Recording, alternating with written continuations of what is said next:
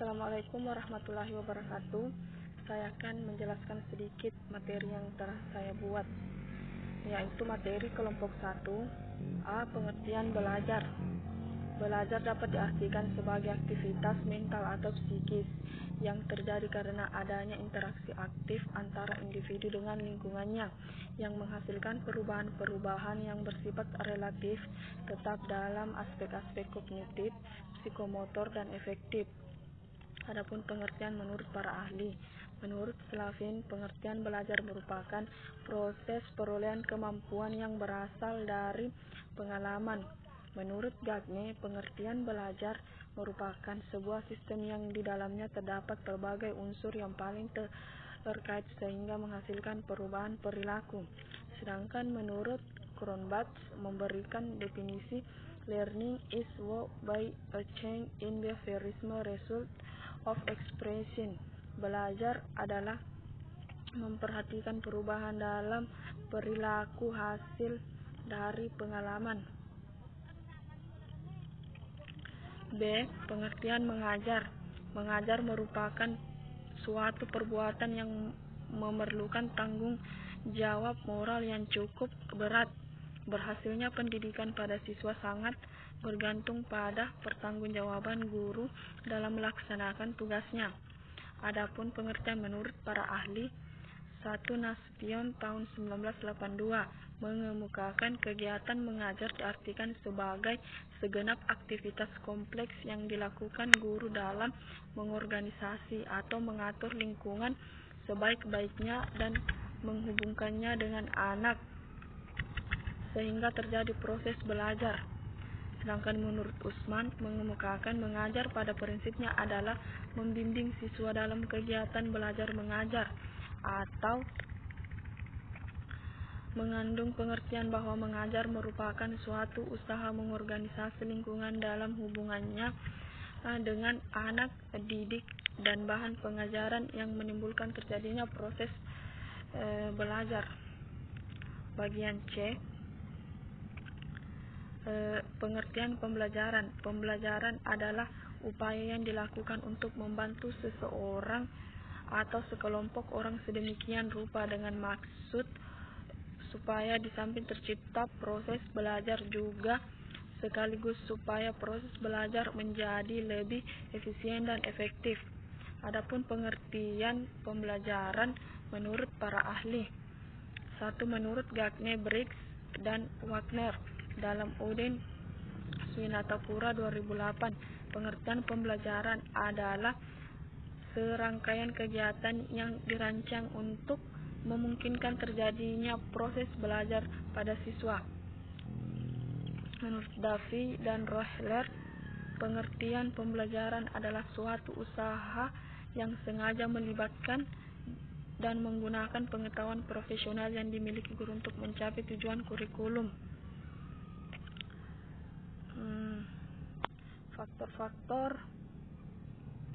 Faktor-faktor terciptanya proses pembelajaran. 1. Faktor guru adalah faktor utama dalam proses pembelajaran. Berhasil atau tidaknya sebuah pembelajaran bergantung pada bagaimana cara seorang guru membelajarkan sebuah materi terhadap siswa-siswanya. Ada 2 jenis faktor, yaitu faktor kondisi fisik dan faktor psikis. 2. Faktor siswa. Kondisi fisik yang sakit tidak memungkinkan mengikuti pelajaran sebaik ia mengikuti pelajaran ketika ia dalam keadaan sehat. Dipaksakan seperti apapun kepahaman akan sulit sekali masuk dalam diri anak. Karenanya guru yang mengetahui ada siswanya yang sakit sebaiknya menyuruh untuk beristirahat. B. Kondisi psikis. 3. Faktor tujuan meliputi faktor kejelasan, urgensi, tingkat kesulitan, dan kesesuaian materi. 4. Faktor lingkungan meliputi faktor lingkungan fisik dan lingkungan sosial. Adapun dari materi kelompok 2 yaitu teori-teori belajar, strategi model pembelajaran matematika di sekolah dasar. Teori-teori belajar. A. Teori behaviorisme, kognitisme, teori humanisme, teori konstruksisme. Strategi pembelajaran. Strategi pembelajaran merupakan cara dilakukan secara sistematik dalam rangka mengoperasionalkan suatu program pembelajaran, sehingga strategi pembelajaran dapat memberi kemudahan atau fasilitas kepada peserta didik menuju tercapainya tujuan pembelajaran. Macam-macam strategi pembelajaran di pembelajaran matematika sekolah dasar. 1. Strategi pembelajaran ekspositor, strategi pembelajaran inquiry, strategi pembelajaran kooperatif, dan strategi pembelajaran konseptual. Adapun model pembelajaran adalah suatu pola yang digunakan sebagai pedoman dalam pembelajaran di kelas atau pembelajaran dalam setting tutorial dan untuk menentukan perangkat-perangkat pembelajaran termasuk di dalam buku-buku, film, komputer, dan lain-lain. Macam-macam model pembelajaran matematika di sekolah dasar. 1. Model pembelajaran matematika realistik, model pembelajaran make a math, model belajar dan kooperatif, model pembelajaran picture on picture. Adapun dari materi kelompok 4 yaitu pengertian dan bagian-bagiannya, pengertian RPP dan bagian-bagiannya di tingkat SDMI dan membuat kerangka RPP.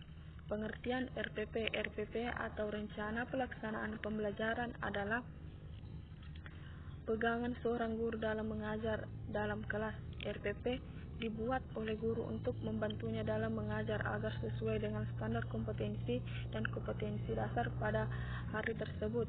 Adapun tujuan dan fungsi RPP, tujuannya mempermudah, memperlancar, dan meningkatkan hasil proses belajar mengajar.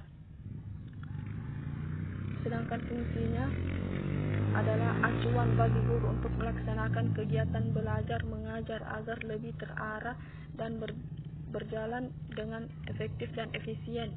Adapun langkah-langkah mengembangkan RPP. 1. Mengkaji silabus tematik, mengidentifikasi materi pembelajaran, menentukan tujuan, mengembangkan kegiatan pembelajaran, dan penjabaran jenis penilaian. Adapun unsur-unsur yang perlu diperhatikan dalam penyusunan RPP, mengacu pada kompetensi dan kemampuan dasar yang harus dikuasai siswa, serta materi dan submateri pembelajaran, pengalaman belajar yang telah dikembangkan dalam silabus, menggunakan berbagai pendekatan yang sesuai dengan materi yang memberikan kecakapan hidup sesuai dengan lingkungan sehari-hari, menggunakan media, metode yang sesuai dengan mendekatkan siswa dengan pengalaman langsung, penilaian dengan sistem penguji menyeluruh dan berkelanjutan didasarkan pada sistem pengujian yang dikembangkan selaras dengan silabus. Adapun bagian-bagian RPP, standar kompetensi merupakan kualifikasi kemampuan minimal peserta didik yang menggambarkan penguasaan pengetahuan, sikap, keterampilan yang diharapkan dicapai pada setiap kelas semester pada satu mata pelajaran. Kompetensi dasar merupakan sejumlah kemampuan yang harus dikuasai peserta didik dalam mata pelajaran tertentu. Adapun indikator pencapaian kompetensi merupakan perilaku yang dapat diukur, diobservasi untuk menunjukkan ketercapaian kompetensi dasar tertentu yang menjadi acuan penilaian mata pelajaran. Tujuan pembelajaran menggambarkan proses dan hasil belajar yang diharapkan dicapai oleh peserta didik sesuai dengan kompetensi dasar. Terima kasih. Wassalamualaikum warahmatullahi wabarakatuh.